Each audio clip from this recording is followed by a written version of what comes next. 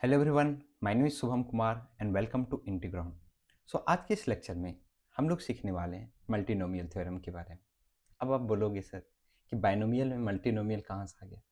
तो बाइनोमियल में हमने उस टाइप के एक्सपेंशन सीखे जहाँ पे आपके पास क्या हो, टू टर्म्स हो, उस पे पावर कुछ आपके पास क्या पॉजिटिव इंटीजर्स कुछ पावर हो, तो उस टाइप के एक्सपेंशन हमने सीखा। अब मान लो कि आपके पास कुछ क्वेश्चंस ऐसे आते हैं जिसमें दो से ज़्यादा टर्म हो, मोर देन टू टर्म्स हो, थ्री टर्म्स हो, फोर टर्म्स हो, तो उस टाइप के क्वेश्चंस को कैसे डील करेंगे। तो बेसिकली मल्टीनोमियल थ्योरम कहने का मतलब क्या हुआ, मल्टीनोमियल कहने का मतलब more than two terms. For example अगर हम एक सिंपल यहाँ पे लेते हैं कि अगर आपसे हम पूछे कि x plus Y plus Z का होल क्यूब क्या होगा। अब बोलोगे सर इसे मैं मल्टीप्लाई करके निकाल सकता हूँ, और जब मैं मल्टीप्लाई करके निकालूंगा तो वो कुछ ऐसा आएगा, x cube plus three x square y plus three x y square plus three x square z plus three x z square plus आपके पास आएगा वाई क्यूब। अच्छा, वाई क्यूब से पहले आपके पास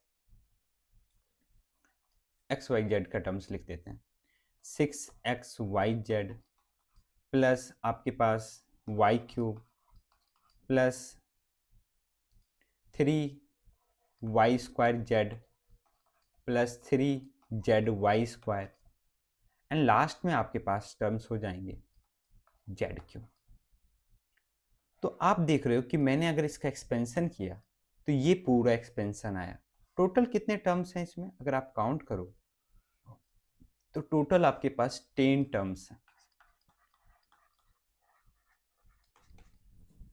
तो हमारे पास क्वेश्चन ये है कि x plus Y plus Z का होल क्यूब हमारे पास है, और इसको अगर हम केयरफुली ऑब्जर्व करें, प्रत्येक टर्म को ऑब्जर्व करें, जैसे कि हमारे पास बाइनोमियल में होता था क्या कि अगर x plus A to the power आपके पास n होता था, तो x का पावर और a का पावर प्रत्येक टर्म में इसका सम हमेशा n होता था। तो यहाँ पे आपके पास क्या 3 है, आप देखो प्रत्येक टर्म में क्या टोटल पावर, जैसे 2 प्लस वन, यहाँ भी 3 आ रहा है, यहाँ पे भी 1 प्लस टू 3 आ रहा है, यहाँ पे भी 2 प्लस वन 3 आ रहा है, यहाँ पे भी 1 प्लस वन 3 आ रहा है, यहाँ पे भी 3 है, क्या प्रत्येक टर्म्स में आपके पास 3 है। तो इस टाइप के एक्सपेंशन को हम लोग बोलते हैं मल्टीनोमियल एक्सपेंशन। Multinomial expansion. अब इसके लिए कैसे हम जनरलाइज करें मल्टीनोमियल एक्सपेंशन को, तो अभी जो भी हम सीखेंगे ना वो पॉजिटिव इंटीजर के लिए सीखेंगे। मींस आपके पास x plus Y plus Z to the power n जो है ना, n आपका क्या होना चाहिए, पॉजिटिव इंटीजर होना चाहिए। ठीक है, तो हम क्या करेंगे यहाँ पे, मान लेते हैं कि चलो ठीक है, हमारे पास एक जनरलाइज करते हैं कि मान लेते हैं कि हमें निकालना है expansion of x1 plus x2 plus x3 dot dot dot x k and whole to the power n है हमारे पास ये। तो इसका जो एक्सपेंशन हो जाएगा ना, वो एक्सपेंशन क्या होगा, समेशन n फैक्टोरियल अपॉन, देखो हमारे पास कितने टोटल, हमारे पास यहाँ पे कितने टर्म्स हैं, टोटल k टर्म्स हैं। तो जैसे कि हमारे पास बाइनोमियल था तो हमारे पास क्या था, x plus A to the power n था, तो इसका जब हम जनरल टर्म लिख रहे थे that is n c r into x to the power n minus r into a to the power r. अगर आप इसको ब्रेक डाउन करो तो क्या हो रहा था, n फैक्टोरियल अपॉन क्या, n minus r factorial into r factorial. क्या यहाँ पे दो टर्म्स आ रहे थे नीचे, हाँ, तो यहाँ पे k है तो यहाँ पे भी k टर्म्स आएंगे, alpha one factorial into alpha two factorial into alpha three factorial dot dot dot आपके पास क्या होगा, alpha k factorial, alpha k factorial. क्यों, क्योंकि यहाँ पे टोटल k टर्म्स है। ठीक है, अब यही सारे जो आए हैं ना, अल्फा वन अल्फा टू, जैसे यहाँ x to the power n minus r हो रहा था and a to the power r, जैसे n minus r factorial into r factorial, similarly क्या हो रहा था, x to the power n minus r into a to the power r। तो यहाँ पे भी आपके पास क्या हो जाएगा, x1 to the power alpha one into x to the power alpha two x3 to the power alpha 3 dot dot dot xk to the power alpha k। ठीक है, अब यहां पे ध्यान देने वाली बात क्या है कि ये जितने भी अल्फा 1 अल्फा 2 अल्फा के है ना, alpha 1 alpha 2 dot dot dot alpha k, ये सारे क्या होंगे, नॉन नेगेटिव इंटीजर्स होंगे, नॉन नेगेटिव इंटीजर्स। अब नॉन नेगेटिव इंटीजर्स कहने का मतलब क्या हुआ, सॉरी, नॉन नेगेटिव इंटीजर्स कहने का मतलब कि ये जो अल्फा आई है ना, इसकी वैल्यू 0 से लेके n तक होगी। कहां तक होगी, 0 से लेके n तक। And one more thing, alpha 1 plus alpha 2 dot dot dot alpha के, इसका सम किसके इक्वल होगा, n के इक्वल होगा। क्यों, क्योंकि मैंने बोला ना कि किसी भी टर्म में ये सारे जो हमारे पास x to the power alpha 1, x to the power alpha 2, x to the power alpha 3 dot dot alpha k, ये सभी का सम टोटल जो हमारे पास पावर है दैट इज n, उसके इक्वल होना चाहिए। तो इसी को बोलते हैं मल्टीनोमियल थ्योरम। ये जो हमारे पास आया x1 plus x2 plus x3 dot dot dot xk to the power n equal to क्या होगा, summation alpha equal to 0 to n factorial upon क्या, alpha 1 factorial alpha 2 factorial alpha 3 factorial dot dot dot alpha k factorial into x1 to the power alpha 1 x to the power alpha 2 dot dot dot xk to the power alpha k. And alpha 1 plus alpha 2 up to alpha n की value क्या होगी, n होगी, और ये सारे alpha non negative integers होंगे, that is इसकी value 0 1 2 3 से कहां तक जाएगी, n तक जाएगी। ठीक है, चलिए एक एग्जाम्पल लेके समझते हैं। जैसे कि अभी हमने एग्जाम्पल लिया था x plus Y plus Z to the power कितना, 3 लिया था, उसी एग्जाम्पल को लेते हैं, x plus Y plus Z to the power 3। तो ये किसके इक्वल हो जाएगा, summation alpha i 0 to n, और आपके पास क्या हो जाएगा, n factorial upon alpha 1 factorial into alpha 2 factorial into alpha 3 factorial into x to the power alpha 1 into y to the power alpha 2 and z to the power alpha 3। ठीक है, अब बताओ कि यहाँ पे अल्फा 1 अल्फा 2 अल्फा 3 की value कहां से जाएगी, 0 से लेके n, और n क्या हमारे पास 3 है, ओके 3, यहाँ पे भी क्या है 3 फैक्टोरियल। तो अगर मैं इसको एक्सपेंड करूं, स्टार्ट करते हैं अल्फा 1 से, अल्फा 1 की वैल्यू पहले 0 लेते हैं, फिर 1 लेते हैं, फिर 2 लेते हैं, और फिर 3 लेते हैं। तो हमारे पास जब अल्फा 1 0 होगा, तो अल्फा 1 0 होगा तो हमारे पास क्या हो जाएगा, और सिमिलरली अल्फा 2 अल्फा 3 लेंगे। ठीक है, लेते हैं, देखते हैं क्या होता है, करने मजा आएगा। तो हमारे पास हो जाएगा 3 फैक्टोरियल अपॉन अल्फा 1 0 है, 0 फैक्टोरियल इनटू, मान लो कि अल्फा 2 अभी क्या लेते हैं, अल्फा 2, क्योंकि alpha 1 plus alpha 2 plus alpha 3 की वैल्यू कितनी होनी चाहिए, 3 के इक्वल, दैट इज n। तो हमारे पास अल्फा 2 अगर हमने 1 लिया तो अल्फा 3 2 लेंगे, तो चलो ठीक है, 1 फैक्टोरियल इंटू 2 फैक्टोरियल। तो सिमिलरली हमारे पास x टू द पावर 0 आ जाएगा, y to the power 1 and z to the power कितना आ जाएगा, 2 आ जाएगा, प्लस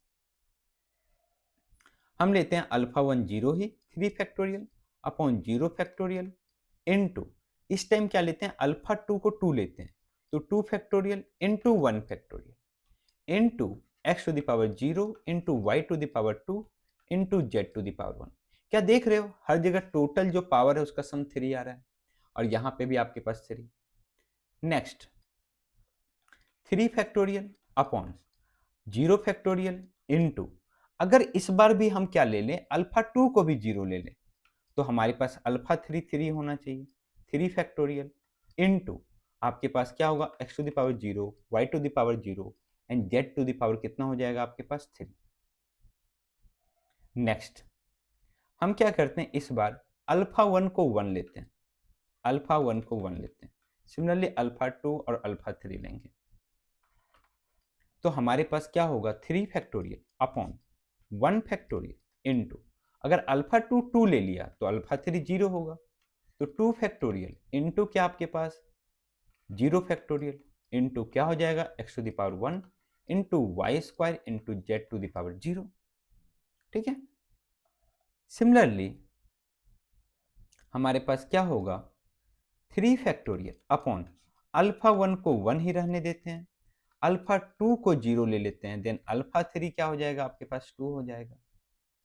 तो हमारे पास आएगा 1 factorial into 0 factorial into 2 factorial into x to the power 1 into y to the power 0 and z to the power 2। Next alpha 1 को 1 रहने देते हैं, अल्फा 2 को 1 लेते हैं, देन अल्फा 3 भी 1 होगा। तो हमारे पास आएगा 3 factorial upon 1 factorial into 1 factorial into 1 factorial into आपके पास क्या हो जाएगा, अल्फा 1 1 है, तो हमारे पास हो जाएगा x to the power 1 into y to the power 1 into z to the power 1। Next 3 factorial upon, हम क्या करते हैं कि अल्फा 1 को इस बार 2 लेते हैं, तो अल्फा 2 हमारा क्या हो सकता है 1 हो सकता है, और अल्फा 3 क्या होगा 0।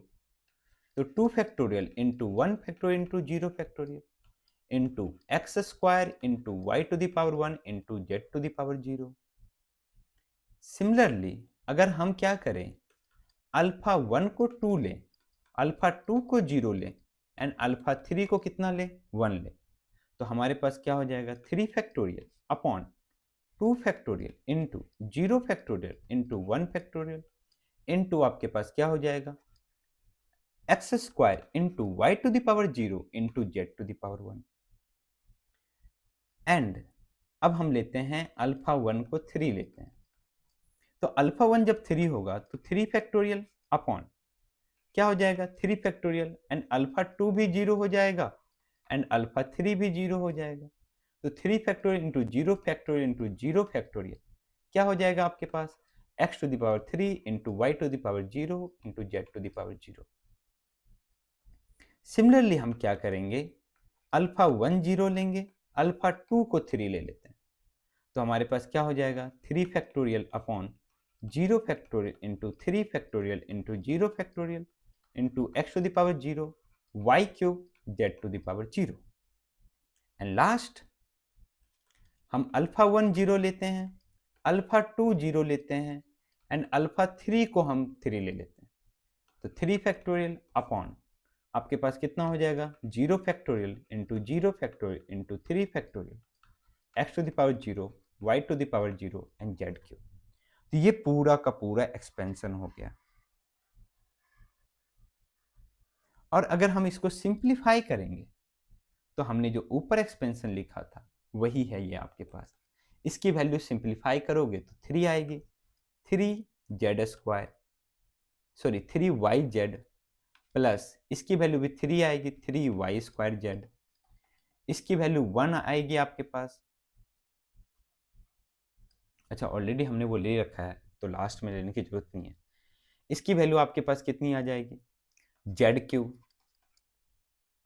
नेक्स्ट इसकी वैल्यू अगर आप कैलकुलेट करोगे तो आ जाएगी 3xy स्क्वायर प्लस हमारे पास नेक्स्ट है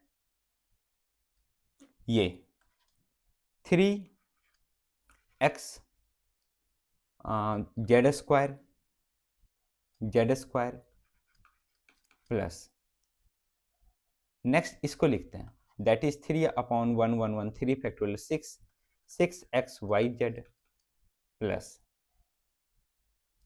नेक्स्ट हमारे पास 3x square y 3x square y फिर 3x square Z. Similarly last में आपके पास 3x स्क्वायर जेड हो गया 3x cube not 3x cube, this is actually अगर if you calculate this then this is x cube only, x cube plus in last आपके पास y cube. हमने यहाँ पे एक एक्स्ट्रा लिखा है रिपीट करके, उसको हटा देते हैं, लास्ट इसको हटा देते हैं। तो क्या देख रहे हो कि ये सेम ही एक्सपेंशन है आपके पास, ठीक है। तो यहां से हमें ये पता चला कि हमें एक्चुअली में क्या ध्यान देना है कि ये जो मैं अल्फा 1 अल्फा 2 3 है ना, इसकी सम n के इक्वल आनी चाहिए और इसकी वैल्यू 0 से लेके n तक होनी चाहिए। ठीक है, चलो ठीक है। तो इससे हम क्या कर सकते हैं, एक जनरल फॉर्म लिख सकते हैं। और जनरल फॉर्म क्या होगा आपके पास, x1 plus x2 plus x3 dot dot dot xk to the power n में, जहां पे n क्या है, पॉजिटिव इंटीजर। इसमें जो जनरल टर्म हो जाएगा वो आपके पास क्या हो जाएगा, n फैक्टोरियल अपॉन आपके पास general term upon alpha 1 factorial into alpha 2 factorial dot dot कितने हैं, k हैं, तो alpha k factorial into x1 to the power alpha 1 x2 to the power alpha 2 dot dot dot xk to the power alpha k। और ये सारे alpha 1 plus alpha 2 dot dot dot alpha k का सम n के equal होना चाहिए। और alpha i जो होना चाहिए वो आपका नॉन नेगेटिव इंटीजर होना चाहिए। मीन्स इसकी वैल्यू जो होनी चाहिए 0 से लेके कहां तक होनी चाहिए, n तक, नॉन नेगेटिव इंटीजर। ठीक है, चलिए अब बढ़ते हैं क्वेश्चन की ओर। तो हमारे पास क्वेश्चन है, find the coefficient of a to the power 4 b cube c square d in the expansion of this. हम क्या करेंगे, सबसे पहले इसका जनरल फॉर्म लिखेंगे, जनरल टर्म, उसके अकॉर्डिंग सॉल्व करेंगे। तो हमारे पास फर्स्ट क्वेश्चन है a plus b plus c plus d to the power 10। कितने नंबर ऑफ टर्म्स हैं, 4, n की वैल्यू कितनी है, 10। तो हम इसका जब जनरल टर्म लिखेंगे दैट विल बी क्या हो जाएगा हमारे पास, 10 फैक्टोरियल अपॉन कितना, alpha 1 factorial into alpha 2 factorial into alpha 3 factorial into alpha 4 factorial. Since 4 terms है will take 4 alphas into a to the power alpha 1 into b to the power alpha 2 into c to the power alpha 3 into d to the power alpha 4। अब ध्यान से देखो आपको किसका coefficient चाहिए, तो आप बोलोगे सर हमें कोफिशिएंट चाहिए a to the power 4 b cube c square d to the power 1। और आप ध्यान से देखोगे अगर इसका सम करोगे तो 4 प्लस 3 7, 7 प्लस 2 9, 9 प्लस 1 10। तो आपके पास कितना सम आ रहा है, 10 आ रहा है। ठीक है, कितना सम आ रहा है, 10 सम आ रहा है। तो ये जो अल्फा 1 अल्फा 2 3 अल्फा 4 होगा ये इससे रिलेटेबल होगा, a to the power alpha 1, और a टू द पावर कितना है, 4 है। तो अल्फा 1 4 हो जाएगा, अल्फा 2 कितना हो जाएगा, 3, अल्फा 3 2 एंड अल्फा 4 कितना, 1। ओके, तो हमें क्या चाहिए, कोफिशिएंट चाहिए ना, तो कोफिशिएंट तो ये है, तो कितना हो जाएगा, 10 फैक्टोरियल अपॉन अल्फा 1 कितना, 4 फैक्टोरियल इनटू अल्फा 2 कितना, 3 फैक्टोरियल इनटू अल्फा 3 कितना आपके पास, 2 फैक्टोरियल इनटू अल्फा 4 कितना, 1 फैक्टोरियल। तो यही आपका क्या है, कोफिशिएंट है। ठीक है, चलो ठीक है। और एक बात और, यहाँ पे सारे टर्म्स प्लस में, इसलिए हमें माइनस का टेंशन नहीं हुआ। लेकिन नेक्स्ट क्वेश्चन में हमें उसका भी ख्याल रखना पड़ेगा। क्या है नेक्स्ट क्वेश्चन, यही सेम हमें चाहिए a to the power 4 b cube c square d का कोफिशिएंट, बट हमें चाहिए a minus b plus c plus d to the power 10 में। तो हमारे पास क्या है, a minus b plus c plus d to the power 10। अब देखो जनरल टर्म तो हमारे पास वही होगा, क्या होगा ये, लेकिन हम क्या देख रहे हैं, b to the power alpha 2 और अल्फा 2 की वैल्यू कितनी है, 3।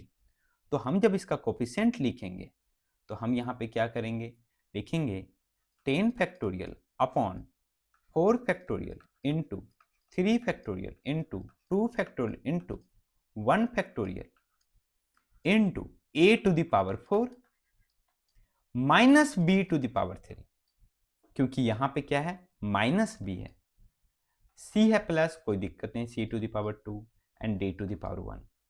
तो एक्चुअली में यहाँ पे क्या आ जाएगा आपके पास, कोफिशिएंट हमें किसका चाहिए, a to the power 4 b cube c square d का चाहिए। तो ये माइनस हमारा बाहर आएगा क्योंकि यहाँ पे minus to the power odd है, तो ये हमारा कोफिशिएंट हो जाएगा -10 factorial upon 4 factorial into 3 factorial into 2 factorial into 1 factorial. ठीक है, चलिए ठीक है। तो अब हम बढ़ते हैं नेक्स्ट प्रॉब्लम की ओर। नेक्स्ट प्रॉब्लम थोड़ा सा इंटरेस्टिंग है, इसको हम दो तरीके से सॉल्व करेंगे। ठीक है, पहले एक सिंपल, जैसे कि हम नॉर्मली क्या करते हैं, बाइनोमियल एक्सपेंशन में करते हैं या मल्टीनोमियल एक्सपेंशन में, उस तरीके से सॉल्व करेंगे। तो हमारे पास है BC plus CA plus AB to the power 6 और हमें चाहिए इसका कोफिशिएंट। अब बोले सर ये तो थोड़ा ट्रिकी लग रहा है क्योंकि इसमें डायरेक्ट ABC तो नहीं है, मल्टीप्लाइड करके, कोई बात नहीं, हम इसके जनरल टर्म को लिखेंगे। क्या हो जाएगा इसका general term, 6 factorial upon 3 terms हैं, तो हम क्या करेंगे, 3 लेंगे, एक alpha 1 factorial into alpha 2 factorial into alpha 3 factorial into BC to the power क्या हो जाएगा alpha 1 into CA to the power क्या हो जाएगा आपके पास alpha 2 into AB to the power कितना हो जाएगा अल्फा 3। अब बोलो सर हमें चाहिए a cube B to the power 4 C to the power 5। Okay, तो हम इसे सिंप्लीफाई कर लेंगे और इसको जब हम सिंप्लीफाई करेंगे तो क्या आएगा हमारे पास 6 factorial upon alpha factorial into alpha 2 factorial into alpha 3 factorial into बताओ a टू द पावर यहाँ अल्फा 2 है, यहाँ a to the power alpha 3 है, तो क्या a to the power alpha 2 plus alpha 3 हो जाएगा, बिल्कुल, बेस सेम है तो हम पावर को ऐड कर देंगे।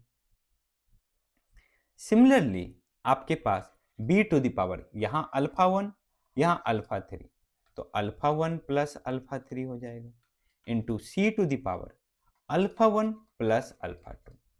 अब बोलोगे सर हमें चाहिए a cube b to the power 4 c to the power 5 का। ठीक है, हमें इसका चाहिए, तो बताओ अल्फा 2 प्लस अल्फा 3 किसके इक्वल होना चाहिए, 3 के इक्वल होना चाहिए, एंड अल्फा 1 प्लस अल्फा 3 किसके इक्वल होना चाहिए, 4 के, एंड अल्फा 1 प्लस अल्फा 2 किसके इक्वल होना चाहिए, 5 के। अच्छा, तो हमारे पास यहां से आ गया alpha 2 plus alpha 3 equal to 3 and alpha 1 plus alpha 3 equal to 4 and आपके पास आ गया alpha 1 plus alpha 2 equal to 5। अब ये जो तीनों इक्वेशन है इसको सॉल्व कर लेंगे हम। कैसे सॉल्व करें, किसी दो को सब्ट्रैक्ट करो, तो अगर हम इस दोनों को सब्ट्रैक्ट करेंगे तो हमारे पास आ जाएगा, सब्ट्रैक्ट करने पे क्या होगा, ये कैंसिल आउट, ये कैंसिल आउट, तो alpha 2 minus alpha 1 equal to -1 and आपके पास है alpha 2 plus alpha 1 equal to 5 यहाँ पे। तो इस दोनों को जब ऐड करेंगे तो हमारे पास क्या आ जाएगा, अल्फा 2 इक्वल टू 3, अल्फा 2 3 आ गया, हमारे पास अल्फा 1 की वैल्यू कितनी हो जाएगी 4 इसमें पुट करने पे, अच्छा सॉरी अल्फा 2 3 आया है, तो हमारे पास क्या होना चाहिए, यहाँ से हमने ऐड किया, सॉरी यहाँ पे हमारे पास 4 आएगा, -1 है ना, तो 4 आएगा, तो 4 आया तो अल्फा 1 कितना हो जाएगा हमारे पास, क्या मिस्टेक कर रहे हैं, 2 alpha 2 equal to 4, then alpha 2 equal to 2 आएगा, सॉरी, तो अल्फा 2 हमारा 2 हो गया, देन अल्फा 1 हमारे पास कितना आ जाएगा 3। सिमिलरली अगर अल्फा 2 हम इसमें पुट कर देंगे तो हमारे पास कितना आ जाएगा, अल्फा 3 की वैल्यू 1 आ जाएगी। तो बेसिकली हमारे पास जो कोफिशिएंट होगा वो 6 फैक्टोरियल अपॉन अल्फा 1 की वैल्यू 3 फैक्टोरियल इंटू अल्फा 2 की वैल्यू 2 फैक्टोरियल इंटू अल्फा 3 की वैल्यू 1 फैक्टोरियल, ये आपका कोफिशिएंट है। इसमें इस प्रोसेस में कितना तामझाम करना पड़ा, अल्फा 2 प्लस अल्फा 3 निकालो, ये सारी चीज निकालो। चलिए देखते हैं कोई और तरीका। ओके, तो हमारे पास मैं नेक्स्ट क्या कर रहा हूं, मैंने बोला सिंस हमें चाहिए, इसमें चाहिए ना, क्या है हमारे पास ये, तो आप बोलोगे sir BC plus C A plus A B, BC plus C A plus A B whole to the power 6। ठीक है, सही बात है। हम क्या कर सकते हैं, यहां से एक काम करें, हम अगर ए बी सी कॉमन ले लेते हैं या ए बी सी से हम मल्टीप्लाई डिवाइड करते हैं, तो क्या बाहर हमारे पास ये हो जाएगा, ए बी सी अगर हम बाहर ले लेंगे तो a b c to the power 6, बिल्कुल सही, इनटू 1 अपॉन ए आ जाएगा plus 1 upon b plus 1 upon c whole to the power 6। और हमें किसका कोफिशिएंट चाहिए? हमें चाहिए a cube b to the power 4 c to the power 5, a cube b to the power 4 c to the power 5, इसका coefficient चाहिए। तो बताओ कि अगर यहाँ पे ए क्यूब ले रहे हैं, मीन्स ऐसे ए टू द पावर 6 है, इसमें कितना मल्टीप्लाइड होगा तो ए क्यूब आएगा? आप बोलोगे 1 अपॉन ए क्यूब, बिल्कुल सही। Similarly b to the power 4 है, यहां पे तो b टू द पावर 6 है, तो इंटू 1 अपॉन बी स्क्वायर करना पड़ेगा, तभी b टू द पावर 4 होगा। इंटू हमारे पास c टू द पावर 5 है, चाहिए हमें, यहां c टू द पावर 6 है, तो इंटू 1 अपॉन सी चाहिए। तो एक्चुअली हम ऐसा क्यों कर रहे हैं? हम इसलिए कर रहे हैं कि हम क्या कर सके, इससे हम क्या कर सके, इसका कोफिशिएंट निकाल सके। किसका? 1 अपॉन ए क्यूब का, 1 अपॉन बी स्क्वायर और 1 अपॉन सी का। समझ रहे हो मैं क्या बोल रहा हूं? हमें बनाना है इसे a cube b to the power 4 c to the power 5। तो हमें अगर इसका कोफिशिएंट इन साइड से मिल गया, तो ये जब चीजें मल्टीप्लाइड होगी, क्या 1 upon a cube, 1 upon b square, 1 upon c, जब a b c to the power 6 से मल्टीप्लाइड होगा तो ये हमारे पास आ जाएगा। अच्छा, तो हमें इसका कोफिशिएंट चाहिए, कोई बात नहीं। तो हम क्या करेंगे, हमारे पास जो बस ये है ना 1 upon a, 1 by b, 1 by c, इसका जनरल टर्म लिख लेते हैं। तो आप बोलोगे इसका होगा 6 factorial upon alpha 1 factorial into alpha 2 factorial into alpha 3 factorial into क्या है आपके पास 1 by A, 1 by A to the power alpha 1 into 1 by B to the power alpha 2 into 1 by C to the power alpha 3। और हमें किसका coefficient चाहिए? इसका, means 1 by A cube into 1 by B square into 1 by C to the power 1, means alpha 1 की value 3, alpha 2 की value 2 और alpha 3 की value 1। तो यही हमारा कोफिशिएंट हो जाएगा 6 फैक्टोरियल अपॉन अल्फा 1 की value 3 factorial into 2 factorial into 1 factorial. ठीक है, तो थोड़ा सा अगर आप दिमाग लगाओगे तो ऐसे सॉल्व कर सकते हो, या फिर इस प्रोसेस से भी आप सॉल्व कर सकते हो। ठीक है, तो चलिए बढ़ते हैं हम अपने अगले प्रॉब्लम की ओर। हमने ऐसे बहुत सारे प्रॉब्लम्स किए बाइनोमियल में कि नंबर ऑफ रेशनल टर्म्स या the sum of all rational terms in the expansion क्या होगा। ठीक है, इसमें हम नंबर ऑफ रेशनल टर्म्स भी निकालेंगे कि नंबर ऑफ रेशनल टर्म्स कितने आएंगे। रेशनल टर्म्स तो हम कुछ नहीं करेंगे, हम इसके क्या करेंगे, जनरल टर्म लिखेंगे।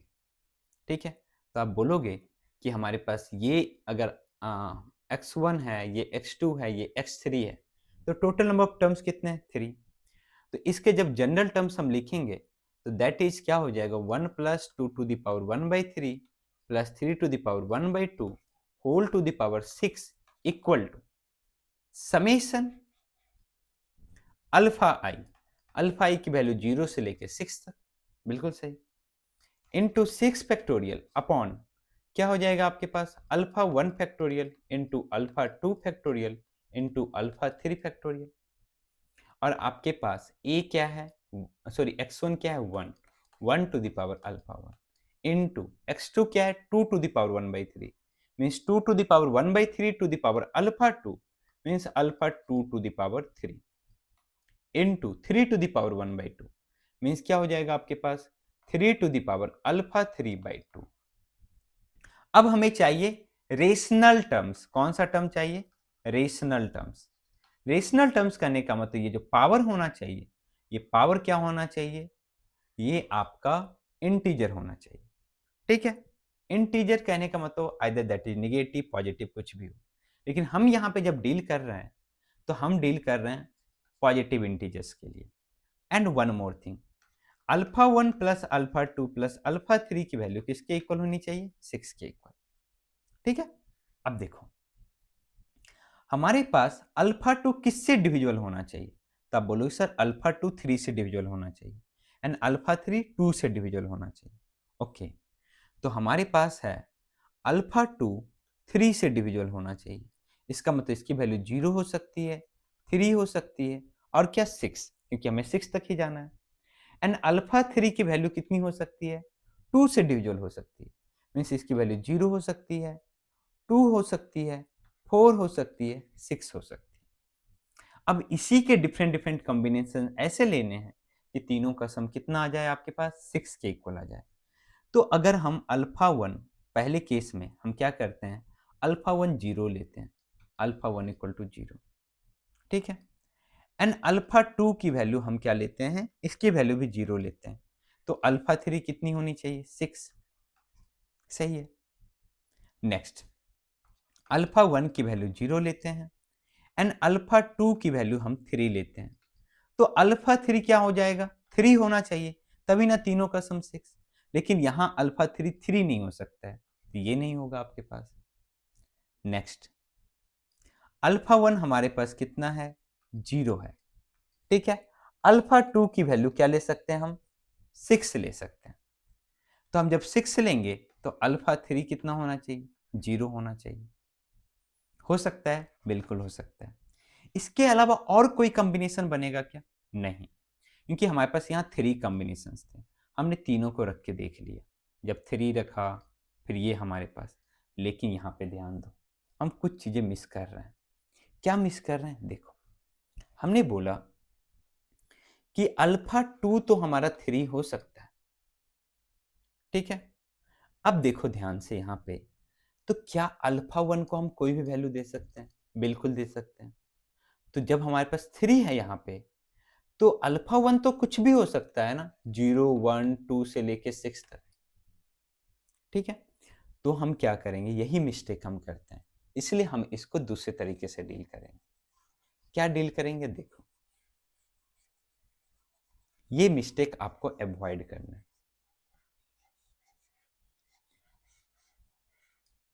हम क्या स्टार्ट करेंगे? अल्फा 1 की वैल्यू पहले नहीं लेंगे, अल्फा 2 की वैल्यू लेंगे। तो अल्फा 2 हमने 0 लिया, तो अल्फा 3 0 हो सकता है, बिल्कुल सही। तो अल्फा 1 की वैल्यू कितनी हो जाएगी? 6। अल्फा 2 हम 0 लेते हैं, तो हम क्या अल्फा 3 की वैल्यू ले सकते हैं? 2। देन अल्फा 1 क्या हो जाएगा? 4 हो जाएगा। अल्फा 2 की वैल्यू हम 0 लेते हैं, देन अल्फा 3 4 ले सकते हैं, बिल्कुल सही। देन अल्फा 1 कितना हो जाएगा? 2 हो जाएगा। नेक्स्ट हमारे पास जब अल्फा 2 की वैल्यू हम 0 लेंगे, तो अल्फा 3 हमारे पास क्या हो सकता है? अल्फा 3 हम 6 ले सकते हैं। देन इस सिचुएशन में अल्फा 1 क्या हो जाएगा? 0। ठीक है, सिमिलरली हम अल्फा 2 नेक्स्ट बढ़ेंगे, अल्फा 2 की वैल्यू 3 ले सकते हैं। तो आप बोलोगे कि अल्फा 3 की वैल्यू 0 ले सकते हैं। अल्फा 3 0 होगा तो अल्फा 1 3 होना चाहिए। सिमिलरली हमारे पास क्या होगा कि अल्फा 2 की वैल्यू हमने जब 3 लिया, तो अल्फा 3 हम 2 ले सकते हैं, ले सकते हैं। तो जब 2 लेंगे तो 3 प्लस 2 5 हो जाएगा। देन अल्फा 1 1 हो सकता है। नेक्स्ट जैसे ही हम अल्फा 2 को 3 लेंगे, तो अल्फा 3 4 नहीं ले सकते हैं, क्योंकि 3 plus 4 7, that is greater than 6, वो अलाउड नहीं है। तो हम क्या बढ़ेंगे? अल्फा 2 की वैल्यू जब हम क्या लेंगे? अल्फा 2 की वैल्यू जब 6 से लेंगे, तो उस सिचुएशन में अल्फा 3 कितना हो सकता है? 0 हो सकता है, और अल्फा 1 भी 0 होगा। तो ये सारे इतने नंबर ऑफ टर्म्स आपके रेशनल आए। कितने टर्म्स रेशनल आए? 3 3 6 1 7 रेशनल टर्म्स हैं, 7 रेशनल टर्म्स हैं। अब ये सभी का हमें सम निकालना है, तो एक एक करके हम टर्म्स निकाल लेते हैं, फिर हम उसका सम निकालेंगे। ठीक है, तो हमारे पास क्या है? जनरल टर्म ये है। तो सबसे पहला होगा 6 factorial upon alpha 2 0 alpha 3 0 alpha 1 6, mean 6 factorial into 0 factorial into 0 factorial into ये भी आपका 0, ये भी आपका 0, means 2 to the power 0 and 3 to the power 0। तो 1 टू द पावर आपके पास 6, इसकी वैल्यू 1 आ जाएगी। ये निकालते हैं 6 factorial upon alpha 1 4 factorial into alpha 2 0 factorial into alpha 3 2 factorial. तो क्या हो जाएगा आपके पास 1 to the power 4 into 2 to the power 0/3 that is 0 and 3 to the power alpha 3/2। Alpha 3 की वैल्यू कितनी है आपके पास 2, मीन्स 2/2 दैट इज 1। और इसकी वैल्यू आपके पास कितनी आ जाएगी, इसको सिंप्लीफाई कर लो तो ये आ जाएगा आपके पास 6 फैक्टोरियल अपॉन 4 फैक्टोरियल, मीन्स कितना हो जाएगा आपके पास 6 5 जा 30/2 आपके पास 15 और आपके पास 2 फैक्टोरियल। तो आपके पास एक्चुअली में वैल्यू कैलकुलेट करोगे 6 इंटू 5/2 इंटू 4 फैक्टोरियल आपके पास 6 इंटू 5 अपॉन 2 से आपके पास 3 टाइम्स में, तो आपके पास आ जाएगा 15 into 3 to the power 1 that is 3 15। Next हम निकालते हैं that is 6 factorial upon alpha 1 2 factorial into alpha 2 0 factorial into alpha 3 4 factorial into क्या हो जाएगा आपके पास 1 to the power 4 into 2 to the power 0 into 3 to the power 4/2 that is 2। इसको calculate करोगे तो सेम इधर से आपके पास कितना हो जाएगा 6 फैक्टोरियल अपॉन 4 फैक्टोरियल। हम कुछ मिस कर रहे हैं क्या यहाँ पे? हाँ चलो ठीक है, सही है। तो 6 factorial upon 4 factorial mean 6 into 5/2 3 15 and 15 into 9 means 135। Similarly हम इसके लिए निकालते हैं that is 6 factorial upon alpha 2 0 0 factorial into alpha 1 भी 0 है, अल्फा 2 भी 0 है, अल्फा 3 6 फैक्टोरियल। तो क्या हो जाएगा 1 to the power 0 2 to the power 0 into 3 to the power 6/2 that is 3। आपके पास यहाँ 6 फैक्टोरियल कैंसिल, 3 क्यूब कितना 27।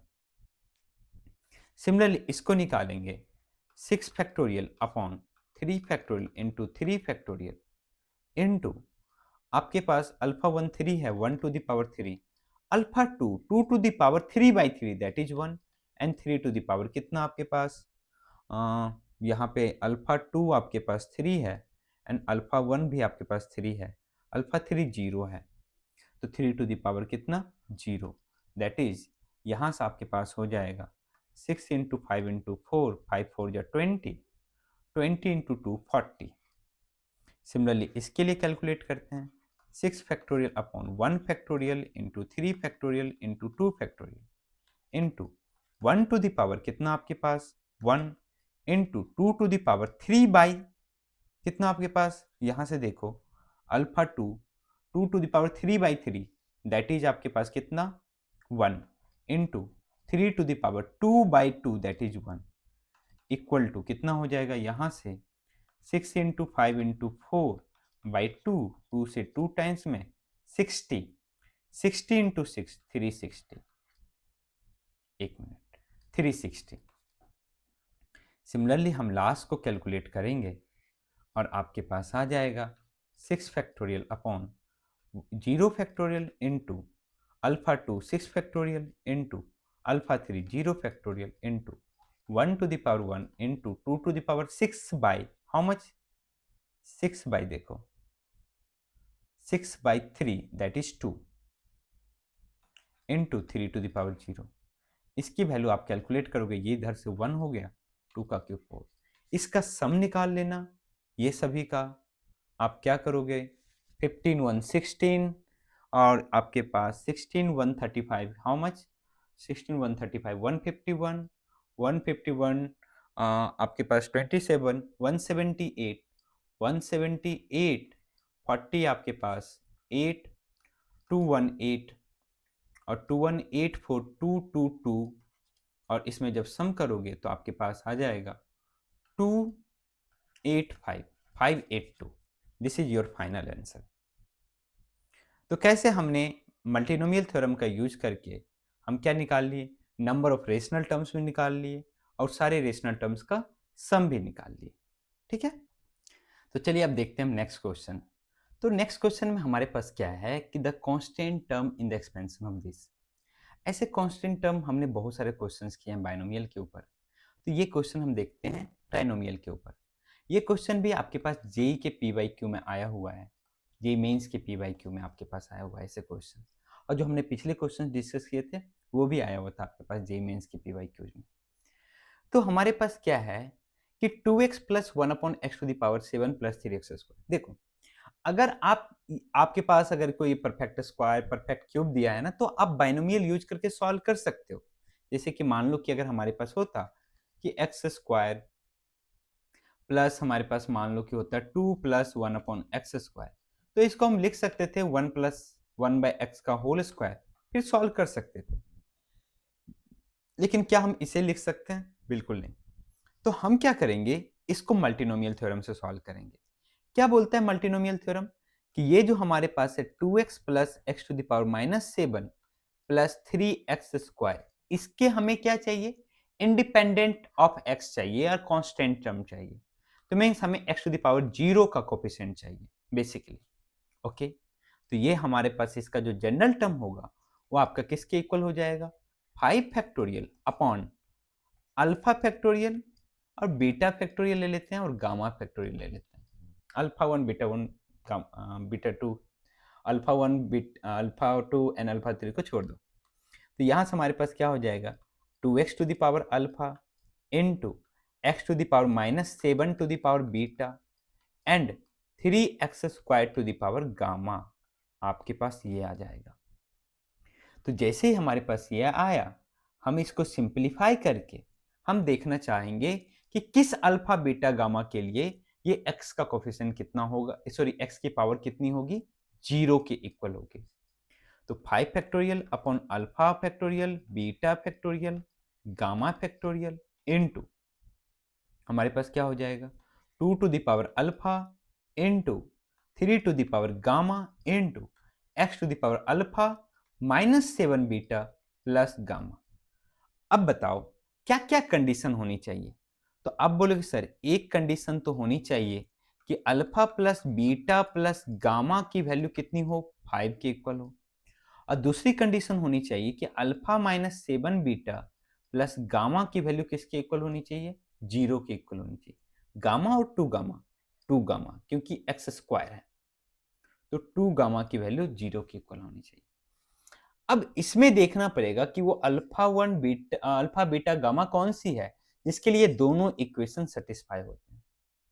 ठीक है, तो हम थोड़ा सा और इस इक्वेशन को और सिंपलीफाई करते हैं। मान लो कि ये इक्वेशन 1 है, ये 2 है, और अगर हम इक्वेशन 1 में 2 को माइनस कर दें तो हमारे पास क्या हो जाएगा, हमारे पास आ जाएगा बीटा, ये माइनस कर रहा हूं तो माइनस, ये प्लस और ये माइनस, तो आपके पास हो जाएगा 8 बीटा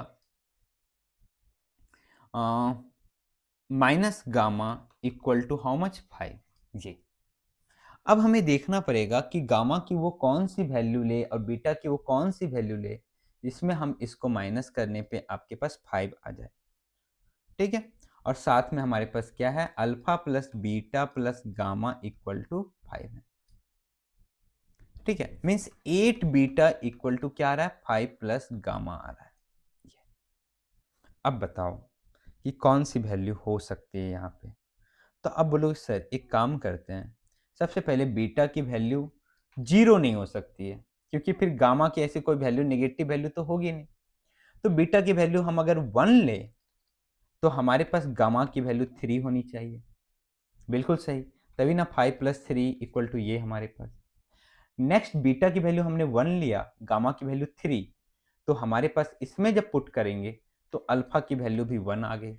एक सेट तो ये होगा, और कोई सेट पॉसिबल है क्या, हम बीटा की वैल्यू 2 लेते हैं तो 5 प्लस गामा कितनी होनी चाहिए, 16, means gamma equal to 11, possible नहीं, मीन्स इसके अलावा और कोई वैल्यू पॉसिबल नहीं होगा। तो हमारे पास क्या होगा कि जब इंडिपेंडेंट ऑफ x आएगा तो हमारे पास x की मीन्स अल्फा की वैल्यू 1 होनी चाहिए, means 5 factorial upon 1 factorial into beta की वैल्यू भी 1 एंड गामा की वैल्यू 3 होनी चाहिए, and 2 to the power alpha that is 1 and 3 to the power gamma that is 3।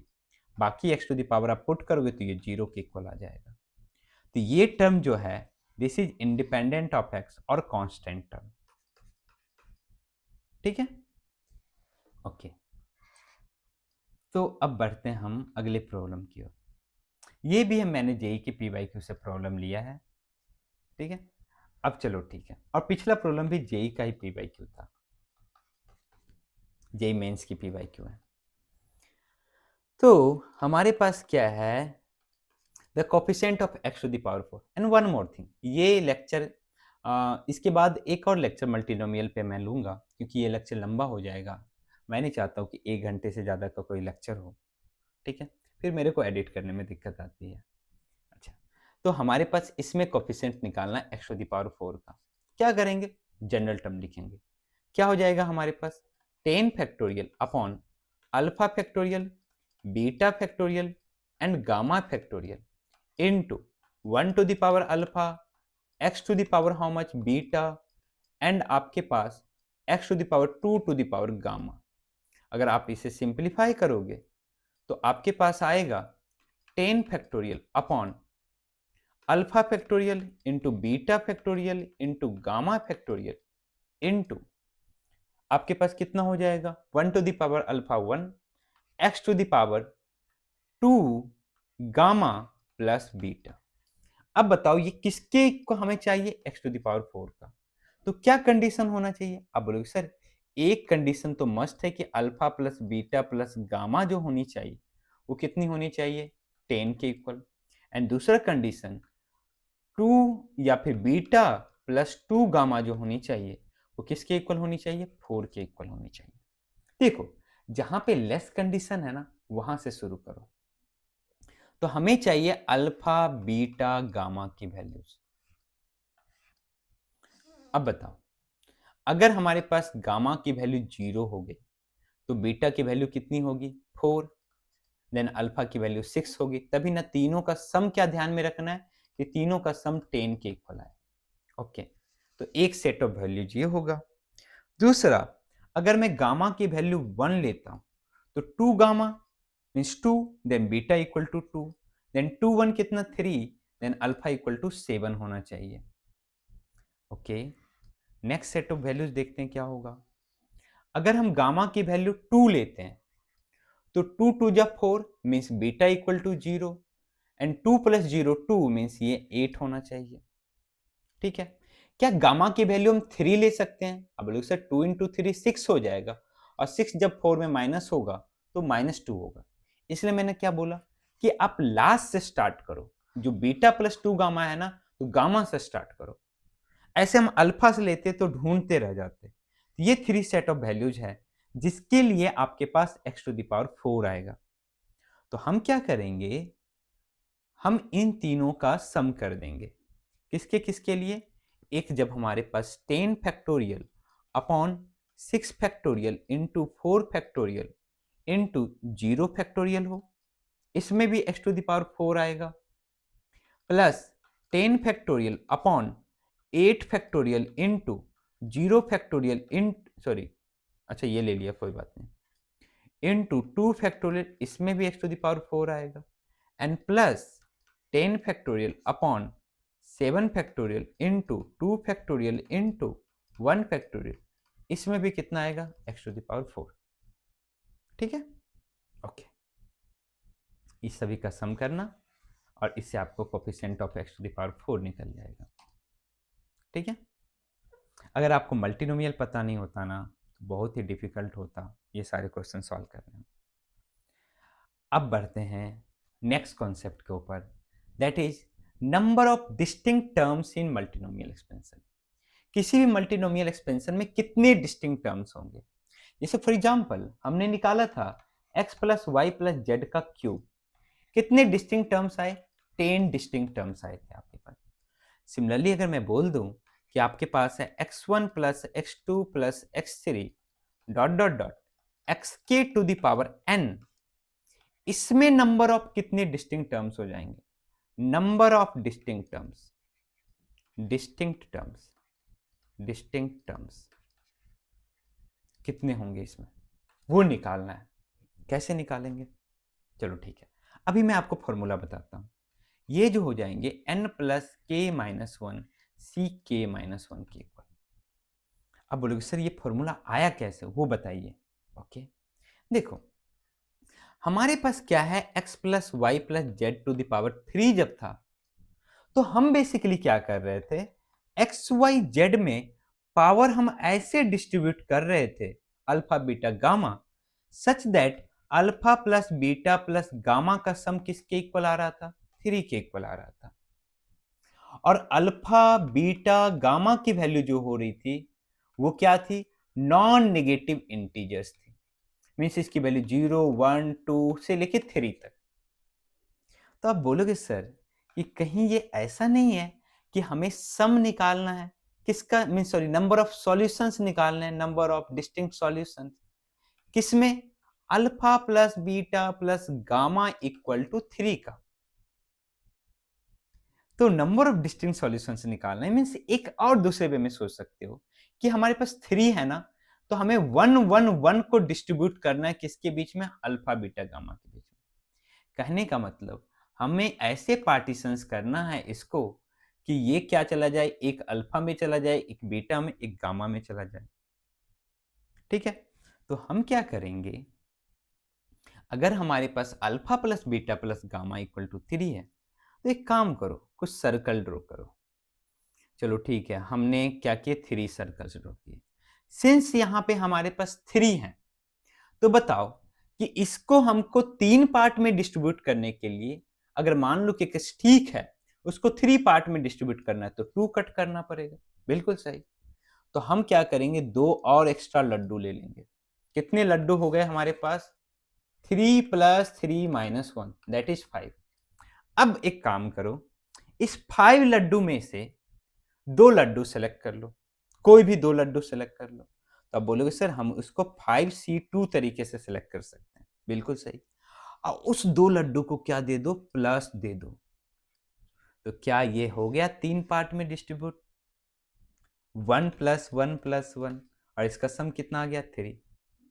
तो अगर सिमिलरली हमारे पास क्या है कि अगर यही सोचो कि हम क्या करते, हम इसी 5 लड्डू में से हम ये दोनों लड्डू सेलेक्ट कर लेते, इसको प्लस दे देते, इसको प्लस, तो ये आ जाता है इधर 2, बीच में 0, और इधर आपके पास 1।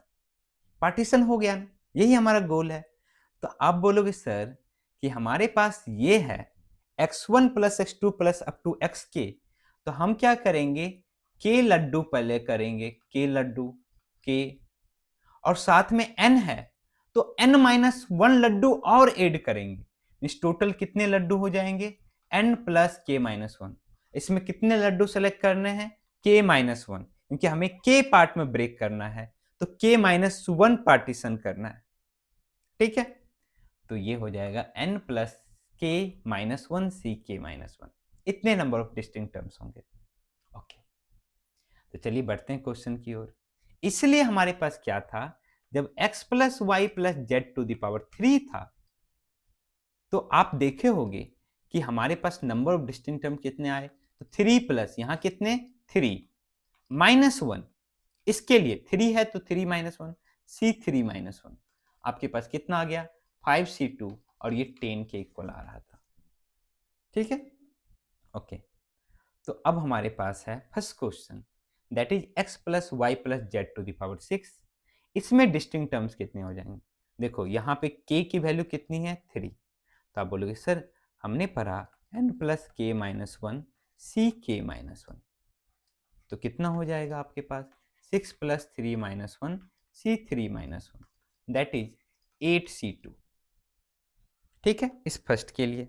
सिमिलरली सेकेंड के लिए हमारे पास n की वैल्यू 4 है और यहाँ k की वैल्यू भी 4 है, तो कितनी आ जाएगी हमारे पास, n4 plus 4 minus 1 ck minus 1 that is 4 minus 1 that is 4 4 8 7 C3। कितना इजीली हमने सॉल्व कर लिया नंबर ऑफ डिस्टिंक्ट टर्म्स। अब बढ़ते हैं एक और जो हमारे पास कॉन्सेप्ट है, इसमें बाइनोमियल में ग्रेटेस्ट कोफिशिएंट इन मल्टीनोमियल एक्सपेंशन, मीन्स हमें ग्रेटेस्ट कोफिशिएंट चाहिए। चलिए आज इस लेक्चर को खत्म ही कर देते हैं, थोड़ा सा लंबा होगा, कोई बात नहीं, 1 घंटा 15 मिनट का हो जाएगा। हमने निकाला था ग्रेटेस्ट बाइनोमियल कोफिशिएंट्स। तो ग्रेटेस्ट बाइनोमियल कोफिशिएंट्स हमारे पास जब था x plus A to the power n में, तो वो n पे डिपेंड कर रहा था कि n इवन है या ऑड, उसके अकॉर्डिंग 2 और 1 टर्म्स आपके पास आ रहे थे ग्रेटेस्ट बाइनोमियल कोफिशिएंट्स। अब इसमें कैसे निकालेंगे x1 plus x2 dot dot dot xk में ग्रेटेस्ट बाइनोमियल कोफिशिएंट क्या होगा। देखो एक्चुअली हमारा मेन एजेंडा क्या होता है, ये जो n है ना हमारे पास क्या होता है, इसका जनरल टर्म अगर हम देखें तो वो हमारे पास होता है n फैक्टोरियल, बस कोफिशिएंट लिखता हूं मैं, binomial coefficient n factorial upon alpha 1 factorial alpha 2 factorial dot dot dot alpha k factorial. बिल्कुल सही। तो हम क्या करेंगे, हमारा मेन एजेंडा ये होगा कि n को इक्वली डिस्ट्रीब्यूट करो k पार्ट में। n को क्या करो, ट्राई टू इक्वली डिस्ट्रीब्यूट। अगर हमें इसको मैक्सिमाइज करना है ना तो इसको इक्वली डिस्ट्रीब्यूट करना पड़ेगा। इसलिए बाइनोमियल में जब भी मैक्सिमम आता है तो मिडिल में आपके पास आता है, ठीक है। वहां पे क्या होता है, दोनों तो हम जब करते हैं NC upon means n factorial upon r factorial into n minus r factorial, तो ये दोनों जब r और n माइनस r इक्वल होंगे ना या नियर बाय होंगे ना तभी आपके पास होगा वो ग्रेटेस्ट आएगा। तो हम क्या बोले, try to equally distribute n in k parts, n को k पार्ट्स में इक्वली डिस्ट्रीब्यूट करने का ट्राई करो। तो कहने का मतलब मान लो कि अगर 15 होता है n की वैल्यू और k की वैल्यू 5 होती तो हम क्या करते, 3 3 3 करके 5 पार्ट्स में डिस्ट्रीब्यूट कर देते, ठीक है।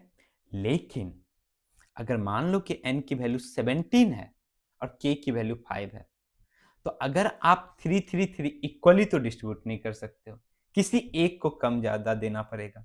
तो ट्राई ऐसा करो कि ज्यादा एक से ज्यादा का डिफरेंस ना रहे। मीन्स हमने क्या किया, 17 को जब हमने के 5 पार्ट्स में डिस्ट्रीब्यूट किया तो 3 3 3 3 आया, कितना आया 15, और हमारे पास अभी भी रिमेनिंग कितना है 2, तो वो 2 किसी को दे दो 1 1 करके,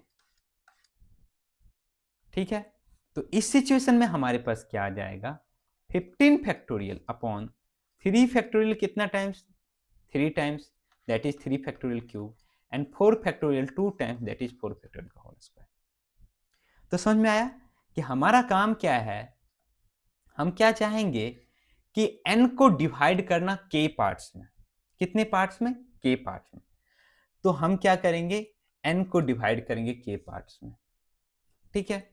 तो हम एक काम करते हैं, n को डिवाइड करते हैं k से, देखते हैं वो इक्वल नियर बाई इक्वल क्या आ रहा है।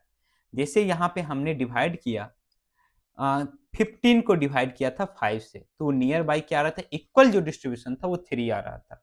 सिमिलरली 17 को जब हम 5 से डिवाइड कर रहे थे तो इक्वल डिस्ट्रीब्यूशन 3 आ रहा था और साथ में रिमाइंडर 2 था, ओके। तो हम क्या करेंगे, हम n को k से डिवाइड करेंगे, हमारे पास कोसेंट q आएगा और रिमाइंडर r आएगा। आप बोलोगे सर ये q के पार्ट में डिवाइड होगा, कितने times, 5 times, k times, sorry k times. अब उसमें क्या करो, r q को +1 दे दो, +1 कितना टाइम्स, r टाइम्स। तो बाकी आपके पास कितने टाइम्स बचेंगे, सिंस ये k टाइम्स है और आपने r q को 1 1 दे दिया, तो बाकी आपके पास कितने बचेंगे, k माइनस r। कहने का मतलब ये हुआ कि q प्लस 1 जो होगा वो r टाइम्स होगा, तभी r जो एक्स्ट्रा है वो गायब होगा, एंड q जो बचेगा आपके पास वो k माइनस r टाइम्स बचेगा, क्योंकि रिमेनिंग r को तो रिमेनिंग r q को तो आपने 1 1 दे दिया, ठीक है। तो आपके पास यहां से आ जाएगा जो ग्रेटेस्ट बाइनोमियल कोफिशिएंट होगा वो होगा n factorial upon q plus 1 कितना times, r times, means q plus 1 factorial whole to the power r into q factorial कितना times, k minus r times, q factorial into k minus r, यही आपका greatest binomial coefficient होगा। ठीक है, चलो ठीक है, हम लॉजिक पे ध्यान देंगे। हम क्या बोले, आप ट्राई करो उसको इक्वली डिस्ट्रीब्यूट करने का k पार्ट्स में, फिर जो रिमाइंडर बचेगा ना, जितना रिमाइंडर उतना 1 1 दे दो सबको, जिसको को दे सकते हो आप। चलो ठीक है, हम एक क्वेश्चन देखते हैं। Find the greatest coefficient in the expansion of this. हमारे पास कितने k हैं, 4, तो हम 15 को 4 से डिवाइड करेंगे, कितना आ जाएगा, 4 3 जा 12, कितना हो गया 3 रिमाइंडर। तो अब बोलोगे हमें 3 3 के पार्ट्स में डिस्ट्रीब्यूट करना है, कितने 4, लेकिन आप बोलोगे इसका सम तो 12 ही आ रहा है, हमारे पास रिमाइंडर भी 3 है, कितने रिमाइंडर 3, तो क्या करो एक एक दे दो, कितने लोगों को, 3 पीपल को, क्योंकि 3 रिमाइंडर है। तो आप बोलोगे ये हमारे पास जो होगा, एक 4 होगा, ये भी 4 होगा, ये भी 4 होगा, ये 3, मीन्स हमारे पास कितना आ गया, 15 factorial upon 4 factorial into 4 factorial into 4 factorial into आपके पास कितना 3 factorial, means 15 factorial upon 4 factorial two the power 3 into 3 factorial, that's it. तो इसी के साथ में हम मल्टीनोमियल थ्योरम को एंड करते हैं, लेकिन अभी जाना नहीं, हम एक स्पेशल प्रॉब्लम इसमें जेई का लिए हुए हैं, दैट इज दिस। ये हमारे पास प्रॉब्लम है, ये मल्टीनोमियल पे नहीं है, ये प्रीवियस कॉन्सेप्ट पे है, जब हमने समेशन ऑफ बाइनोमियल कोएफिशिएंट पढ़ा था, और ये आपका जेई एडवांस 2020 में आया हुआ प्रॉब्लम है। चलिए देखते हैं क्या बोलता है प्रॉब्लम। इसके बाद हम आपके लिए, जैसा कि हर लेक्चर में करते हैं, कि प्रॉब्लम्स आपके लिए होता है, वो आपको सॉल्व करना होता है, जो कॉन्सेप्ट हमने पढ़े होते हैं।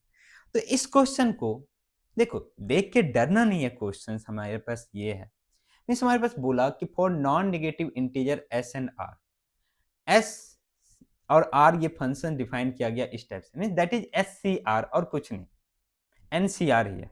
ऑब्वियसली एन सी आर में हमारे पास क्या होता है, आर इज क्या less than equal to n होता है हमारे पास, और ग्रेटर देन के लिए 0 बोल दिया।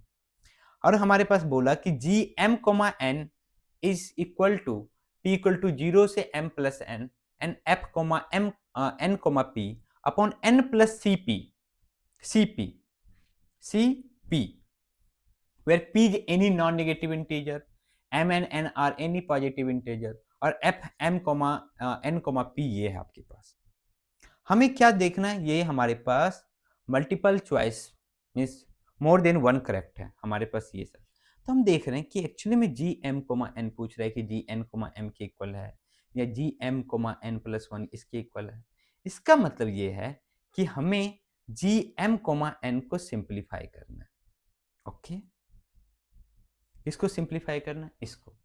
तो ये बेसिकली क्या है हमारे पास, समेशन p इक्वल टू 0 से लेके m प्लस एन, और f m comma n comma p, और f n comma n comma p क्या है, ये हमारे पास लिख देते हैं समेशन के अंदर, समेशन i इक्वल टू 0 से लेके p m c i into n plus i c p into p plus n upon p minus i. अब देखो एक बात देखो, क्या n प्लस p में i है क्या, नहीं है, मीन्स ये इंडिपेंडेंट ऑफ i, तो इसको भी हम अंदर लिख सकते हैं, कोई दिक्कत नहीं है हमारे पास, n plus p c p, और ये हमारा किसके इक्वल है, जी एम कोमा एन के। इसको सिंप्लीफाई करना मेन टास्क है। तो ये हमारे पास है समेशन p इक्वल टू 0 से लेके m प्लस एन, और हमारे पास समेशन i इक्वल टू 0 से लेके p, डबल समेशन, चलो ठीक है, m सी आई क्या होगा, m factorial upon i factorial into m minus i factorial, बिल्कुल सही, into n plus i c p means n plus i factorial upon कितना हो जाएगा हमारे पास n plus i minus p factorial, into p factorial into p plus n c p minus i, p plus n factorial upon, यहां से आपके पास हो जाएगा p प्लस एन, ये जब माइनस करेंगे p plus n minus p plus i, तो ये कैंसिल, कितना हो जाएगा हमारे पास n plus i factorial into p minus i factorial, और साथ में आपके पास नीचे है n plus c p p, तो ये हो जाएगा n plus p factorial upon n factorial into p factorial. Since ये नीचे है डिनोमिनेटर में, तो ये ऊपर चला जाएगा, इसको भी हम ऊपर लिख लेते हैं, that is n factorial into p factorial upon n plus p factorial. तो हम क्या देख रहे हैं